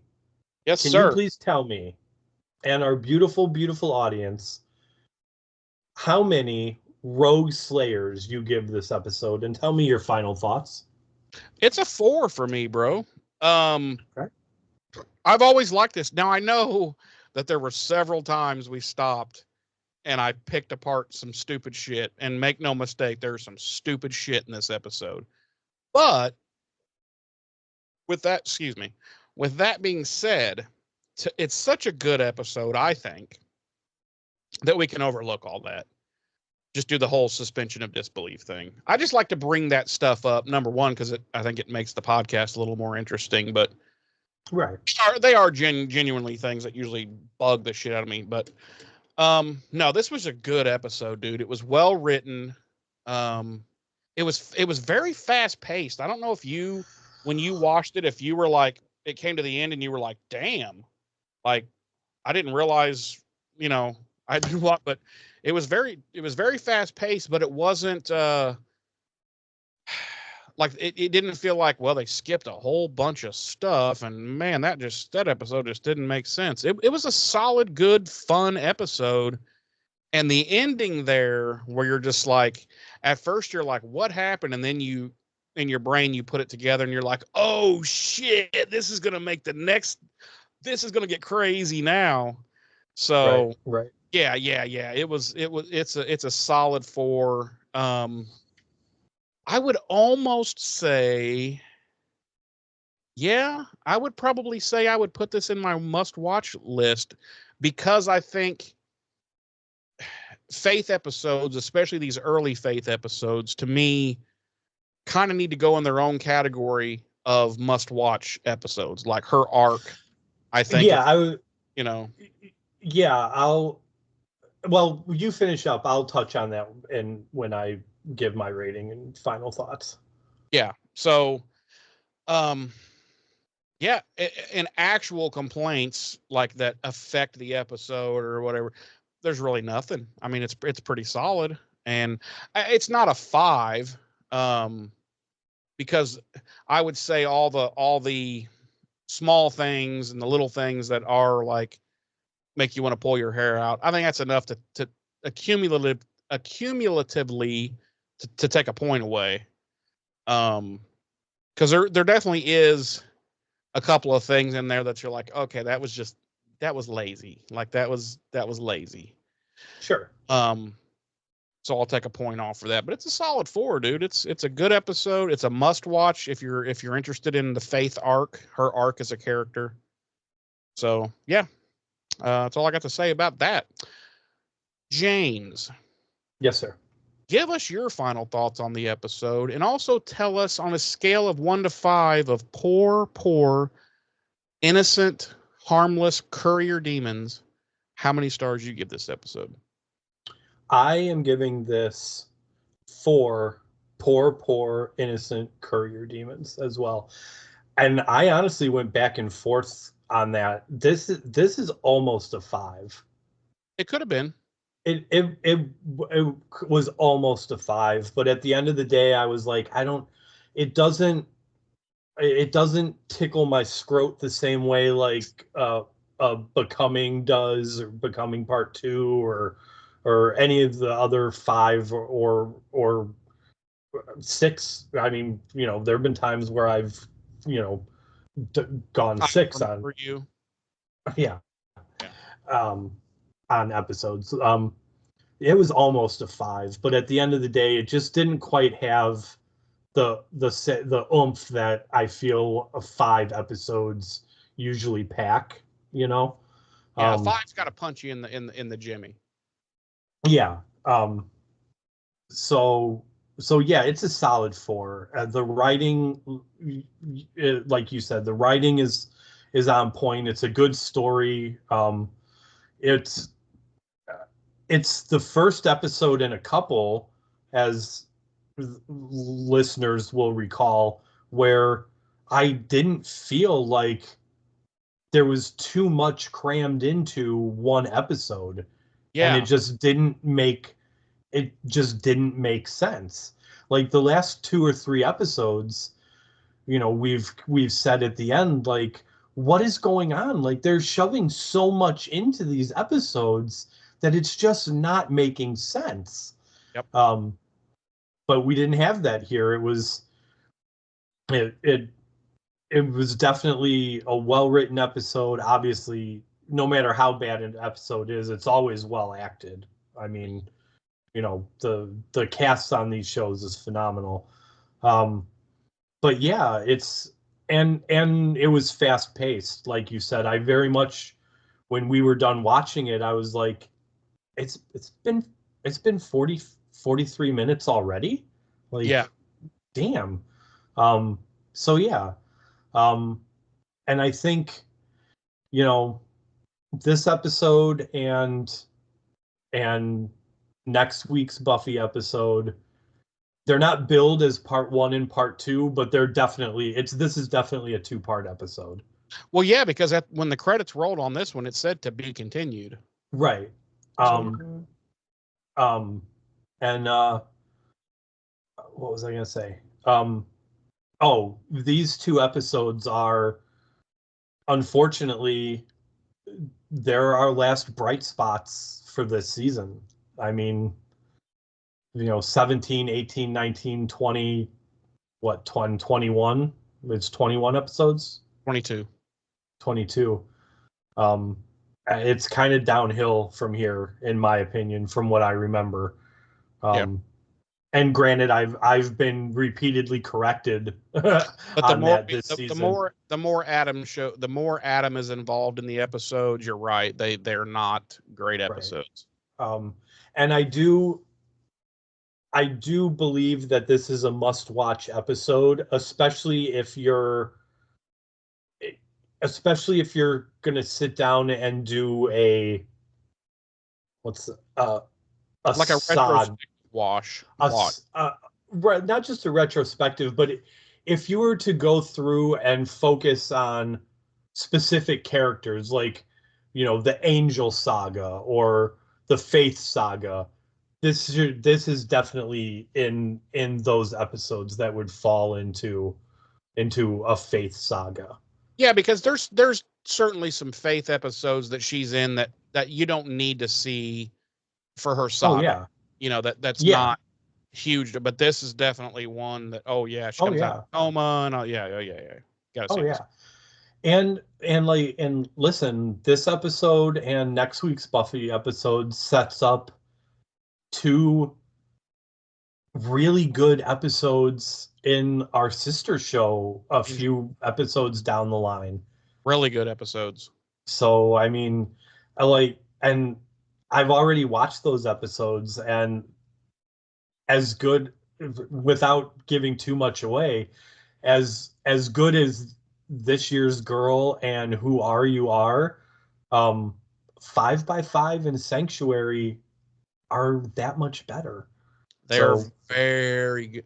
They're probably top-notch season 1 Angel episodes. Right. So that might give people an indication of, at the very least, what my scores are going to be for those episodes. But because I've already watched them, like I'm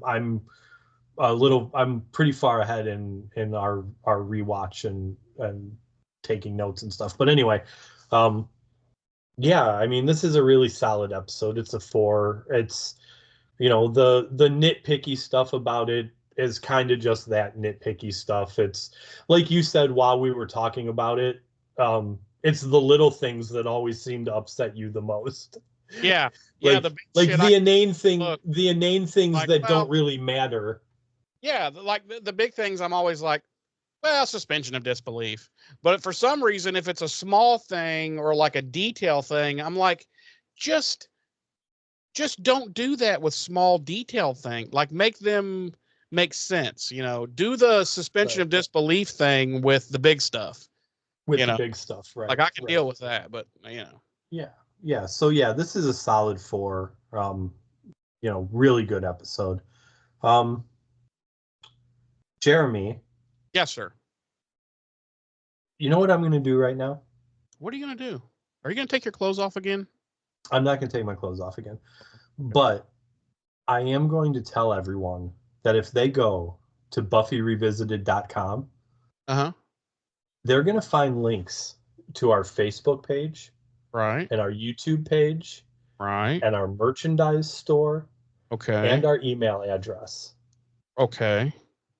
Our email address is BuffyRevisited.com. Right. and you can click on any of those links.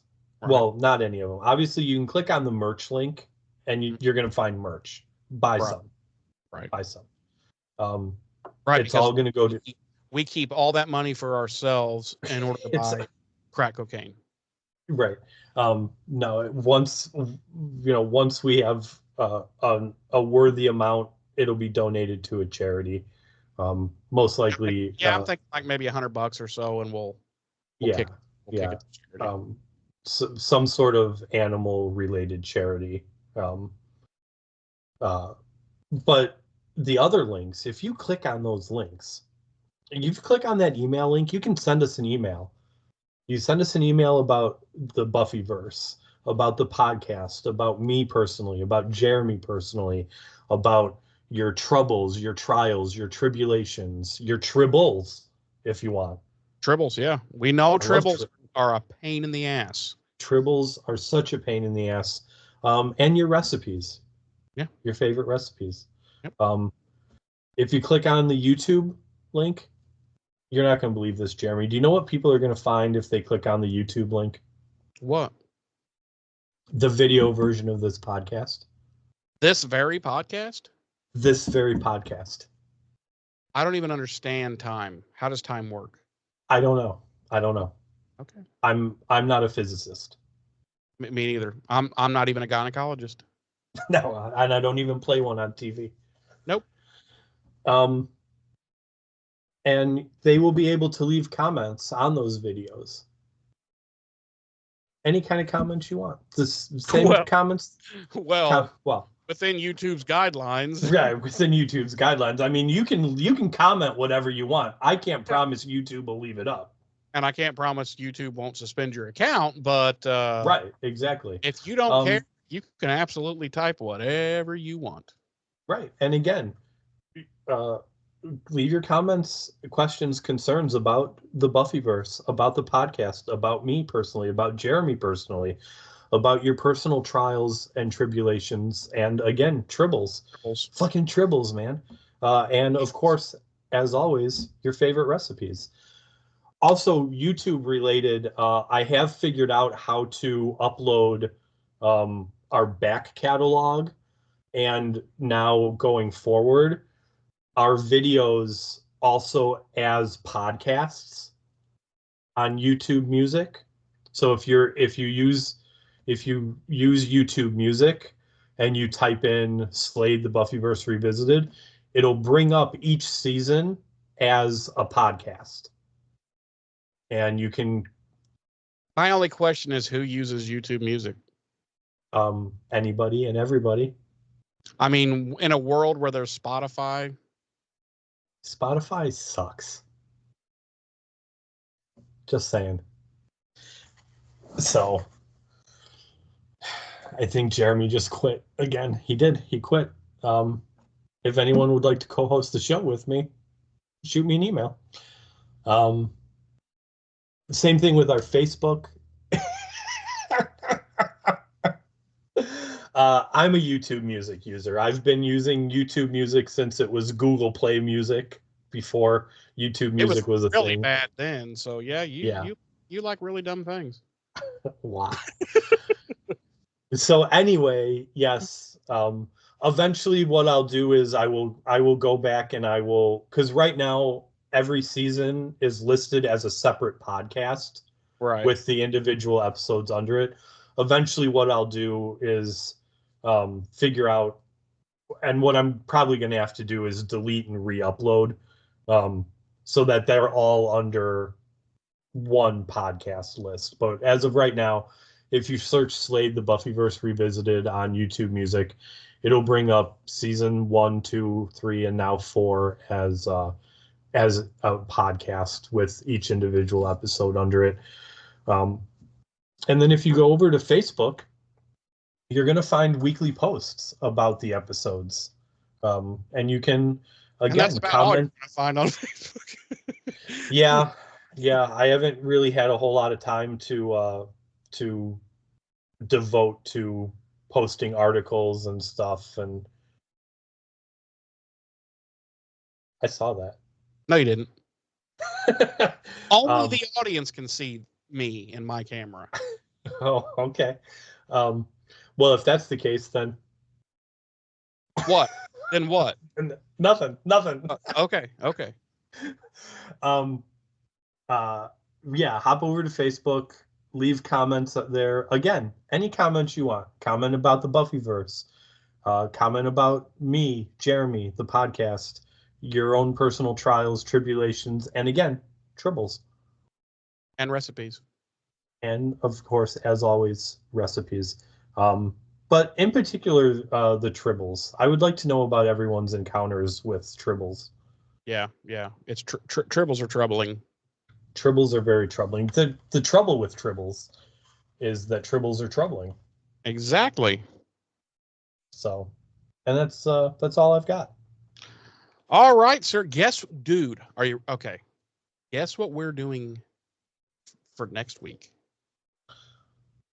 Hold on, let me think. You know what? You will understand this, and maybe some of our older listeners will. Do you have a piece of paper handy? Yeah. Write down what we're going to do next week on that piece of paper. Don't tell me. Don't show me. I want you to write it down. Mm-hmm. Fold it up so I can't see it. Hold it up to your forehead for me. Okay.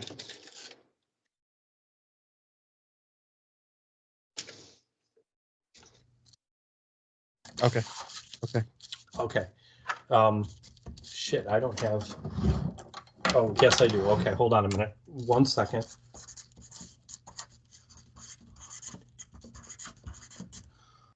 Okay. I have written here on this piece of junk mail what I think, what my psychic abilities have told me you have written on your piece of paper. Please hold your piece of paper up to your forehead. I didn't actually write on it. I'm just going to say it. Oh my God. Think about it. I already did. Will we be revisiting Angel season 1, episode 15, The Prodigal? No, next week we're taking a break. Oh. Yes, we will be revisiting season 1, episode 15 of Angel, The Prodigal. And I won't give anything away. I'll just say Give us a little spoiler. Well, you want the truth? Sure. Not a big fan.